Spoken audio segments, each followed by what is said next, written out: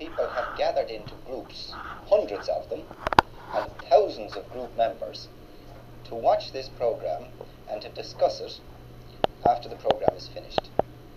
Teilfis Feirme, Winter na Tíre, and other interested organisations have set these groups going, and though most people are watching us now in their homes, I want to forget the home viewers for a minute and talk only to the group viewers, because since we started the series of Teilfis Feirme, we've been going to groups, taking part in their discussions, watching the program with them, learning as much as we could, and there are a few points we want to make now so that group discussion will be as good as possible and the greatest benefit will be got from the series for the participating groups. And the first thing we want to say is maybe an obvious one, but it's an important one.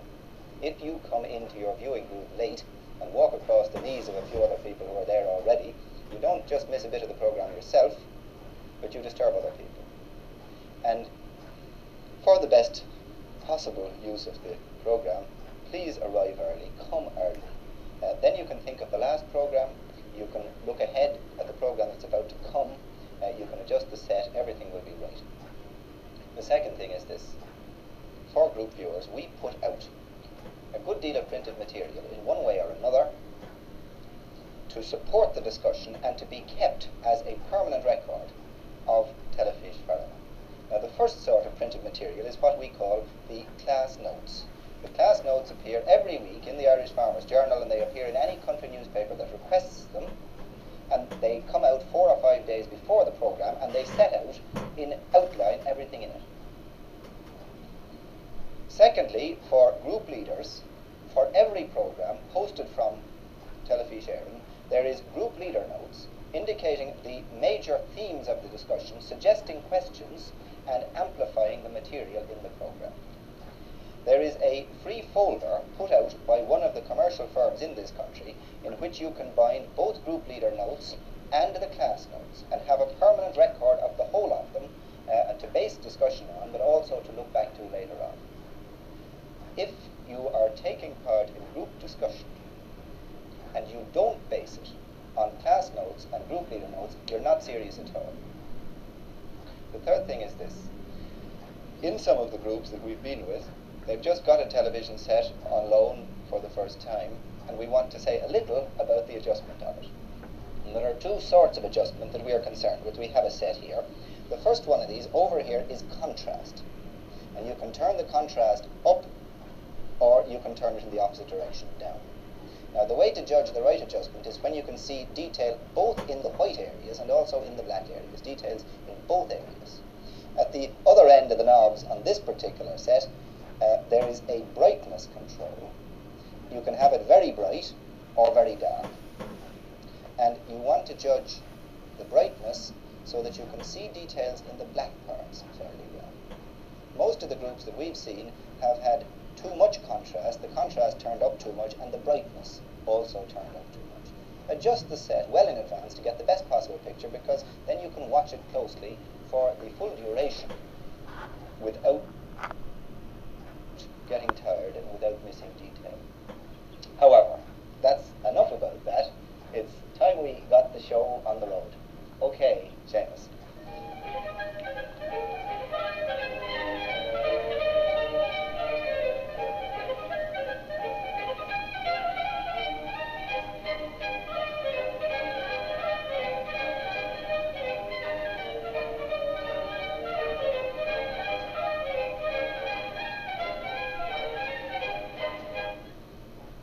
We hope that when people forget almost all of the facts that they come across in this program, that they will remember the habit of asking why about everything, even the most obvious things, or seemingly obvious things. We asked in an early program, why feed farm animals at all? It seemed like a stupid question. Another seemingly stupid question that people are now starting to do research on and getting very funny answers about is the question, why house farm animals at all? Because it's an expensive thing. It costs a lot of money, and why do it? In some cases, it's not necessary, in fact. But the short answer about housing is that you want to provide something we defined earlier in the program. We'll define it again, the proper environment. What do we mean by environment? we mean everything in the animal's surroundings. The amount of warmth, the amount of light, maybe the amount of wind, the amount of germs, the amount of food, the amount of other animals, all of the things that surround an animal and that decide whether it's going to develop well or not so well. All these things add up to the environment. And we've talked about lots of bits of the environment before. We want to talk about two particular bits of environment now. But the first thing we want to say is that all the farm animals in Ireland fall, from the point of view of weather, which is an important bit of the environment, into one of two groups. You may not believe it at the time that you see this programme, but we have a very good climate for farm animals in Ireland, and all of the farmers' animals belong to one of these two groups, the group which is relatively independent of the weather, that doesn't matter much, doesn't pay much attention to how cold it is outside. Dairy cows, other mature cattle, sheep, which walk around in a fur coat, they grow themselves anyway, and mature breeding pigs, boars and sows, are relatively independent of weather. The other group are highly dependent on the proper environment, which can only be provided by the proper house. And those are fattening pigs. Temperature is very important. Poultry, again, you want the controlled environment house you may have read of. And the third thing is young animals of all sorts, because the newborn animal is not a bit clever in adapting itself to the weather. It's got to learn to do that, so that young animals need good health.